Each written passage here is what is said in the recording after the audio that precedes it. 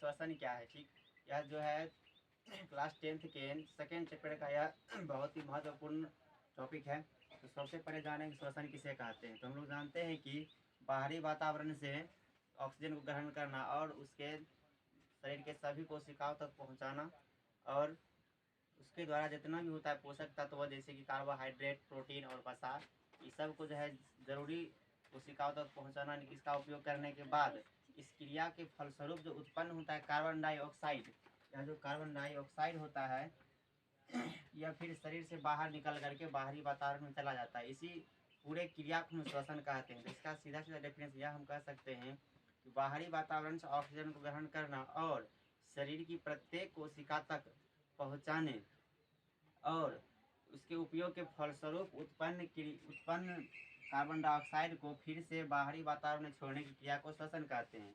तो हम जानते हैं कि श्वसन का जो होता है वह दो भाग होता है। श्वसन में दो प्रकार का होता है। पहला होता है बाह्य श्वसन और दूसरा होता है अंतः श्वसन। तो बाह्य श्वसन भी होता है दो प्रकार का है। पहला होता है श्वासोच्छ्वास और दूसरा होता है गैसों का परिवहन। और फिर देखो अंतः श्वसन भी दो प्रकार का, एक होता है वायवीय श्वसन, एक होता है अवायवीय श्वसन। तो श्वसन का डेफिनेशन हम लोग जान चुके हैं। तो अब जानते हैं कि श्वसन का जो कितना पार्ट होता है, दो पार्ट। पहला पार्ट होता है इसका बाह्य श्वसन। बाह्य श्वसन किसे कहते हैं? तो वैसी क्रिया जिसके द्वारा बाहरी वातावरण से ऑक्सीजन को कोशिकाओं तक पहुंचाया जाता है एवं उपयोग के बाद निकले कार्बन डाइऑक्साइड को कोशिका से बाहरी वातावरण में छोड़ दिया जाता है। इसी क्रिया को बाह्य श्वसन भी कहते हैं। ठीक, अर्थात इसका सीधा सीधा डेफिनेशन जानते हैं कि बाहरी वातावरण से ऑक्सीजन ग्रहण करना एवं फिर से उपयोग के बाद बाहरी वातावरण में कार्बन डाइऑक्साइड छोड़ने की क्रिया को हम लोग क्या कह देते हैं? बाह्य श्वसन कहते हैं। ठीक, अब जानते हैं कि बाह्य श्वसन भी दो प्रकार का होता है। पहला होता है श्वासोच्छ्वास, दूसरा होता है गैसों का परिवहन। तो पहला होता है श्वासोच्छ्वास। श्वासोच्छ्वास किसे कहते हैं? यह दो क्रियाओं का सम्मिलित रूप होता है। पहला होता है इसका एक प्रश्वास और दूसरा होता है उच्छ्वास। ठीक, तो प्रश्वास और उच्छ्वास दोनों के सम्मिलित रूप को हम लोग क्या कहते हैं? श्वासोच्छ्वास कहते हैं।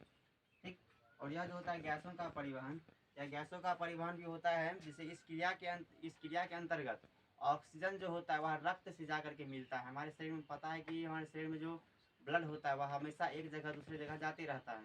तो जब हम सांस लेते हैं उस समय हम ऑक्सीजन ग्रहण करते हैं कि नहीं? ऑक्सीजन ग्रहण करने के फलस्वरूप क्या होता है कि जैसे हम लोग ऑक्सीजन ग्रहण करते हैं ठीक उसी समय वह जा करके रक्त से मिलता है। ठीक, जैसे वह रक्त से मिला जा करके जानते हैं कि हम लोग रक्त में क्या पाया जाता है? हीमोग्लोबिन। क्या होता है? हीमोग्लोबिन। ठीक, जैसे वह रक्त से जाकर के मिला हीमोग्लोबिन तो अब बन जाएगा ऑक्सी हीमोग्लोबिन। क्या बन जाएगा? Oxy haemoglobin. ठीक, फिर क्या होगा? जैसे यह क्रिया संपन्न होगी, संपन्न होने के फलस्वरूप ऑक्सी हीमोग्लोबिन के फलस्वरूप जो क्रिया होगी इसके बाद निकलते हैं कार्बन डाइऑक्साइड।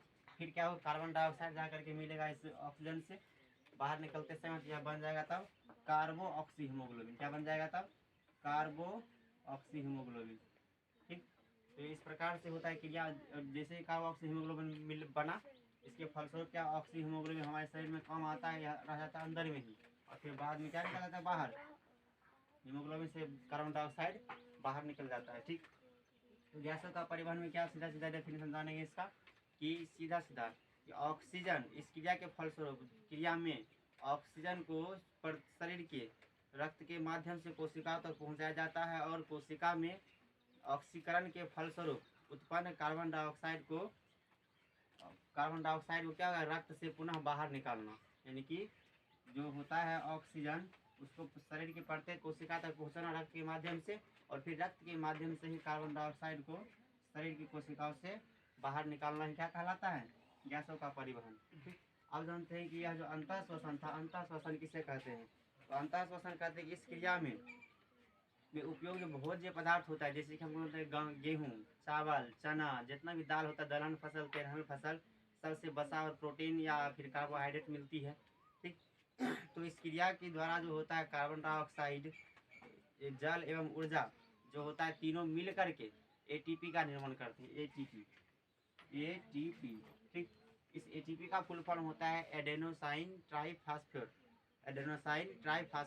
ठीक, यह एटीपी को क्या कहा जाता है? समस्त जैव ऊर्जा का इसे सार्वजनिक वाहक भी कहा जाता है। क्यों?